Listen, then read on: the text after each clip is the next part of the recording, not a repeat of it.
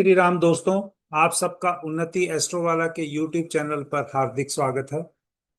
आज हम वैदिक एस्ट्रोलॉजी की जो पांचवी वीडियो उसके ऊपर एक नया टॉपिक लेकर कुछ नई चीजों को अप्लाई करते हुए वैदिक एस्ट्रोलॉजी से संबंध में ही कुछ नई चीजें सीखेंगे। जैसा कि आप जानते हैं, पिछली वीडियो जो पार्ट नंबर 4 था उसके अंदर मैंने बात की थी विशेष रूप से जब व्यक्ति को कुंडली में क्या योग है कि उसको कुर्सी या पावर मिल सकती है। तो वहां पर जो बात बताया था तीसरे हाउस के स्वामी का पंचम भाव में होना, ये चीजें बताई गई थी। और उस एग्जाम्पल में सोनिया गांधी जी की कुंडली लेके as a counsellor, as a advisor, जो भी उनकी ड्यूटी लगी उस चार्ट को हमने स्टडी करने की कोशिश की थी। सेम वे आज इस वीडियो में हम ब्रेव या ब्रेवरी से संबंधित या स्पोर्ट्समैनशिप से संबंधित तीसरे हाउस और पांचवें हाउस का चीजों को देखेंगे। जैसा कि आप जानते हैं, थर्ड हाउस जो है वो विशेष रूप से इंपॉर्टेंट हो जाता है उन जातकों के लिए जो थोड़ा सा ज्यादा एफर्ट्स जिंदगी में करने के लिए हमेशा तैयार रहते हैं। लेकिन एफर्ट्स कहाँ करेंगे? अगर हम सेम प्रोफेशन देखेंगे पिछली क्लास की तरह ही 10वें भाव से हम प्रोफेशन देखते हैं या प्रोफेशन के अंदर आपका स्टेटस या नेम फेम क्या मिल सकता है, इस चीज को देखते हैं। लेकिन आप वो प्रोफेशन के लिए किस जगह जाके सर्विस दे रहे हैं वो थर्ड हाउस से देखते हैं। आज वो उस रेफरेंस को हम नहीं देख रहे, लेकिन आप अपने प्रोफेशन के अंदर कितना ब्रेव या कितना एफर्ट्स लगा सकते हैं उन चीजों को देखने की कोशिश करेंगे। क्योंकि जो थर्ड हाउस है वो हाउस ऑफ कर्ज है, वो हाउस ऑफ विल पावर है, हाउस ऑफ सेल्फ एफर्ट्स है। ये आपकी इनर स्ट्रेंथ को भी दर्शाता है या ability to face the challenges in the life, ये भी बताता है। आप अपने जीवन में कितने रिस्क ले सकते हैं उनको भी दर्शाता है। आप कैसे लोगों के साथ कम्युनिकेट करेंगे, आपका कम्युनिकेशन प्रॉपर है कि नहीं है, उस चीज को भी बताएगा। और साथ ही साथ आप अपने थॉट्स को कितना क्लियरली विदाउट डरे हुए दूसरों को सामने रखकर कह सकते हैं, वो भी यही हाउस इंपॉर्टेंट है। तो इसका मतलब जो अगर आपकी कुंडली में थर्ड हाउस अगर स्ट्रांग है, थर्ड हाउस का लॉर्ड अगर स्ट्रांग बैठा हुआ है, तो वो आपके कर्ज को, आपके बोल्डनेस को और आपकी मेंटली जो रिसाइलेंट एफर्ट्स लगाने की या मेंटली रिसाइलेंट आप कितने स्वाभाविक रूप से मजबूत व्यक्ति हैं, उन सब चीज को दिखाता है। थर्ड हाउस और फिफ्थ हाउस मिलके आपको स्पोर्ट्स में भी अच्छा करने के लिए या एक स्पोर्ट्स पर्सन के लिए थर्ड हाउस और फिफ्थ हाउस का अच्छा होना बहुत जरूरी होता है। इसी प्रकार से थर्ड हाउस और फिफ्थ हाउस का एक अच्छा डिफेंस के अंदर या आप कह सकते हैं सिक्योरिटी के अंदर भी वो जातक के अगर अच्छा है तो वो अच्छा कर सकता है। साथ ही साथ ऐसा प्रोफेशन जैसे एंकरिंग का प्रोफेशन है या राइटर का प्रोफेशन है या जो कुछ इमेजिनेटिव वे में लिखता है उस चीज के लिए भी कहीं ना कहीं क्रिएटिविटी से लिखता है, तो थर्ड एंड फिफ्थ हाउस का रोल बहुत इंपॉर्टेंट है। तो लेकिन आज हम जो बात कर रहे हैं इस वीडियो में वो सिर्फ ब्रेव एक्शन लेने की बात कर रहे हैं।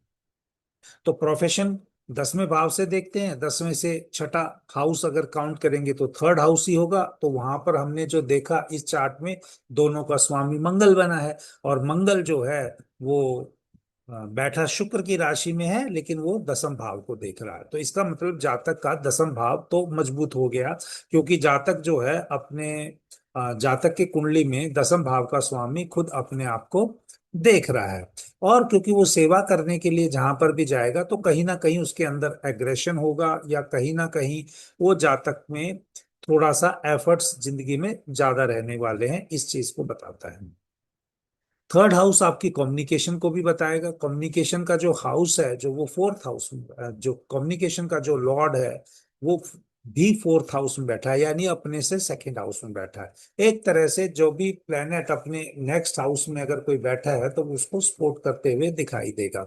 लेकिन क्योंकि यहाँ पर जो मंगल के ऊपर है कोई शुभ दृष्टि नहीं है और ऊपर से कोई मेलेफिक एस्पेक्ट भी नहीं है, सिर्फ एक चीज की आप इसमें कह सकते हैं कि शनि जो है वक्री होकर जब दसम भाव में आएगा तो वो मंगल को देखेगा।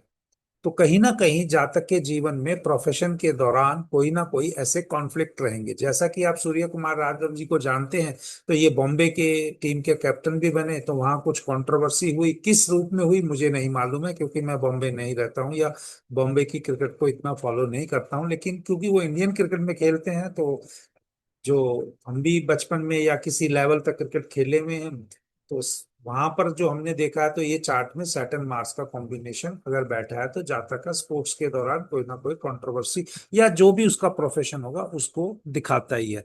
लेकिन ये प्रोमिनेंट नहीं है क्योंकि इनका लगातार कनेक्शन नहीं बना रहा, लेकिन कभी कभी वो रेट्रोगेट जब भी एक्टिवेशन में आएगा, तब तब वो उनके साथ मतलब जीवन में कम से कम 2 या 3 बार, क्योंकि सैटर्न का जो है इम्पैक्ट जो है वो 30 इयर्स के लिए एक साइकिल है, 30 इयर्स के लिए नेक्स्ट है। तो टोटली क्योंकि जो स्पोर्ट्स पर्सन की लाइफ है वो तकरीबन जो ग्रो होती है वो 15 साल से शुरू होकर 40 साल के बीच में चलती है। तो अप्रोक्सीमेटली जो है 25 साल का पीरियड मिलता है। तो अगर उनकी दशा और महादशा या अंतरदशा इस दौरान आती है तो 2 से 3 बार उनको ये कॉन्फ्लिक्ट प्रोफेशन के अंदर हो सकते हैं रेट्रोगेट में।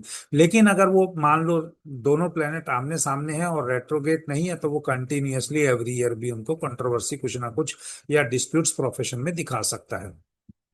अब क्योंकि तीसरे भाव का स्वामी का जो है पंचम भाव से कोई संबंध सीधा नहीं बन रहा है, तो आपको लगेगा कि भी ये जातक के अंदर जो क्रिएटिविटी है, चेयर है, वो इतनी आसानी से नहीं मिलेगी या पोस्ट इतनी आसानी से नहीं मिलेगी।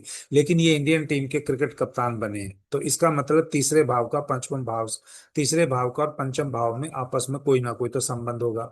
अब जो जितना अच्छा ज्योतिषी करता होगा वो देख सकता है या समझ सकता है, क्योंकि पांचम भाव का जो स्वामी है वो बुध बना है, और तृतीय भाव का जो स्वामी है वो मंगल बना है। तो इस कुंडली में अगर आप देखेंगे तो डायरेक्ट कॉम्बिनेशन नहीं है, लेकिन मार्स जिस राशि में बैठा है उस मार्स का जो डिस्पोजिटर है, और मार्स जो है जो चंद्रमा के नक्षत्र में भी बैठा हुआ है, तो यानी वो कहीं ना कहीं बदलाव तो वो देगा ही देगा।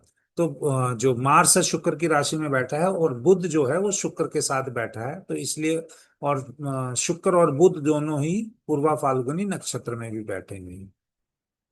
तो इस रूप से अगर हम देखेंगे तो एक संबंध बनता है, लेकिन इतना प्रोमिनेंट नहीं बनता है, इसलिए इनकी लाइफ में ये जो पोस्ट है या जो अपॉर्चुनिटी है ये लेट स्टेज में आई है।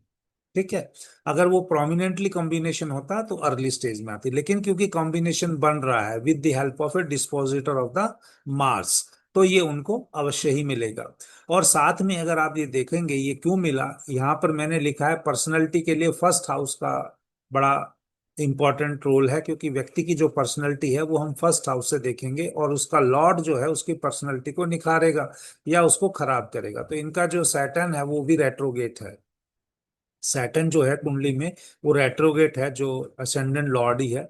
तो वो वहां रेट्रोगेट होने से और ज्यादा मतलब देगा तो मजबूती से रिजल्ट।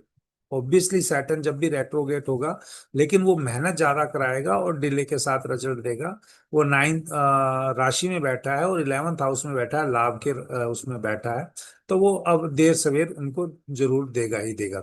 लेकिन ये जो शनि है ये किसी रूप से बेसिकली मंगल को नहीं देख पा रहा है प्रोमिनेंटली, लेकिन रेट्रोगेट होके देख रहा है। तो इसलिए यहाँ पे एक तो लगन, और जो थर्ड हाउस है लग्नेश, और जो थर्ड हाउस का लॉर्ड है तृतीयेश का आपस में संबंध बन रहा है बीच बीच में। इसी प्रकार से शनि की मदद से जो बुध है वो रेट्रोगेट है। वैसे तो ट्राइन में बैठा है, क्योंकि ट्राइन के प्लैनेट हमेशा एक दूसरे को सपोर्ट करते हैं। लेकिन अगर हमें इसको देखना है तो अगर शनि को पीछे लेके आएंगे यानी दसम भाव में लेके आएंगे, तो शनि की जो दसम दृष्टि है वो बुध के ऊपर या सेवंथ हाउस के ऊपर पड़ेगी। और सेवंथ हाउस जो है वो मिरर इमेज है। सेवंथ हाउस क्या है? मिरर इमेज है। यानी जो जातक की पर्सनैलिटी है वो फर्स्ट हाउस से देखेंगे, और उसकी पर्सनैलिटी की जो मिरर इमेज है वो सेवंथ हाउस से देखेंगे। तो इसलिए बेसिकली यहाँ पर संबंध क्रिएटिविटी से या जो एक एडवाइजर कैपेसिटी से या एक काउंसलर की कैपेसिटी से यहाँ पर बुध की वजह से, बुध और शनि की आपस में संबंध होने की, एस्पेक्ट होने की वजह से वो इनको मिल रहा है, लेकिन वो बहुत लेट मिल रहा है क्योंकि डायरेक्ट कॉम्बिनेशन बिल्कुल नहीं है। ये बात हमेशा याद रखिएगा। अब हमें ये देखना है कि भाई इनका जो आज कल के मैच है जो 14 तारीख को, और 14 तारीख को ही इनका बर्थडे था। उस दिन ये एक न्यूज में सब जगह छा गया कि भी सूर्य कुमार जी ने हैंड शेक नहीं किया। हैंड शेक करने का मतलब हाथों का भी जो है जो भाव है या जो हाउस है, जो हैंड को रिप्रेजेंट करता है, वो बेसिकली आपका थर्ड हाउस से करता है। तो आप ये समझ सकते हैं कि किस प्रकार से ये चीज हुई है। तो यहाँ पर एक चीज हमें ये दिख रही है कि भाई यहाँ पे मार्स और सैटर्न का वो संबंध ऊपर से जब अगर आप देखेंगे तो इनकी जो प्रेजेंट अभी चल रही है, मरकरी की महादशा चल रही है, और जब मरकरी की महादशा चलेगी तो 4, 5, 4, 8, 12 राशियां एक्टिवेट होंगी, क्योंकि मरकरी के जो नक्षत्र हैं 4, 8, 12 राशियों में ही आते हैं। जब वो 4, 8, 12 राशियों में मरकरी के नक्षत्र आएगा तो इसका मतलब ये अलग बात है कि मरकरी 17 साल में है, तो ना तो लगातार वो हम मैं अपना त्रिभागी जो मेरी प्रिडिक्शन करने की टेक्निक है उसके हिसाब से मैं नक्षत्रों को, महादशा को नक्षत्रों के हिसाब से डिवाइड करता हूँ। तो प्रेजेंटली अगर अब हम देखेंगे तो इनका जो थर्ड पीरियड जो चल रहा है, जो थर्ड पार्ट चल रहा है जो मरकरी की माह का दशा का, इसका मतलब उनका सेकंड हाउस एक्टिवेट होना चाहिए। सेकंड हाउस एक्टिवेट होना चाहिए, यानी वहां गुरु की राशि है, और गुरु वापिस कहाँ गया? सेकंड हाउस का लॉर्ड कहाँ गया? सिक्स हाउस में। और वो बैठा भी पुष्य नक्षत्र में है, केतु के साथ है, तो कॉन्फ्लिक्ट, कोई ना कोई तो कॉन्फ्लिक्ट होना ही था, किसी भी रूप में होना था। चेक करने कुछ गए थे, हो कुछ गया, वो चाहे एनर्जी की बात है, क्योंकि ये प्रिडिक्शन जो होती है वैदिक एस्ट्रोलॉजी में, लोगों की प्रिडिक्शन खराब क्यों जाती है? वो सिंपली दो चार चीजें जो किताबों में जो ऑथर्स ने लिखी हैं, और वो पूरी कभी अपनी वो टेक्निक तो वहाँ एक्सपोज करते नहीं या लोगों के साथ शेयर करते नहीं। तो वैदिक एस्ट्रोलॉजी में चार्ट को देखने का एक डिफरेंट तरीका रहता है, जो मैं आपको बता रहा हूँ इस तरीके से। क्योंकि ये लिखा भी है, ऋषियों ने भी लिखा है कि नक्षत्र are the basically result bearer of that particular planet. तो यहाँ पर जब हमने देखा कि मरकरी की महादशा चल रही है, तो यहाँ पे सेकंड हाउस एक्टिवेट हुआ, उसका लॉर्ड छठे हाउस में, कॉन्फ्लिक्ट के हाउस में गया, एनिमीज के हाउस में गया। ओके। वहां पर ऊपर से गुरु एक्सॉल्टेड पोजीशन में है, मून अपनी स्वयं की राशि में है, और केतु तो जहां पर गुरु और चंद्रमा बैठेंगे तो उन्हीं के रास्ते पे चलेगा, वो अपनी तो कुछ बात करेगा ही नहीं। चलिए, उसके अंदर फिर हम देख रहे हैं कि गुरु के नक्षत्र कहाँ पड़ेंगे। गुरु के नक्षत्र कहाँ पड़ेंगे? गुरु के प्रोमिनेंटली नक्षत्र जो हैं वो तो 3, 7, 11 राशि में आएंगे। और 3, 7, 11 राशि में जो अभी इनका पीरियड चल रहा है, जिस हिसाब से लास्ट का चल रहा है, तो उस हिसाब से भी ये यहाँ पर जो है वो फिफ्थ हाउस एक्टिवेट हुआ, उसका लॉर्ड क्या है? मरकरी। तो क्या किसकी एडवाइस इनके लिए ठीक थी या नहीं थी, वो बाद की बात है। लेकिन कुंडली के हिसाब से अगर हमें बोलना है तो मरकरी रेट्रोगेट है, फिफ्थ हाउस एक्टिवेट हुआ है, रेट्रोगेट होके वापस मरकरी सिक्स्थ हाउस में आ रहा है। तो ये जो उन्होंने किया नहीं किया, ये व्यक्ति विशेष की प्रिडिक्शन करने, अच्छा बुरा करने की बात हम नहीं बोलते हैं, लेकिन क्या ग्रह ने या ग्रहों की एनर्जी या हाउस का जो इनकी कुंडली के हिसाब से हो गया, तो बेसिकली ब्रेवरी का जो चीजें लेके आया जाता, वो हर रूप में इस टाइम पे इनका,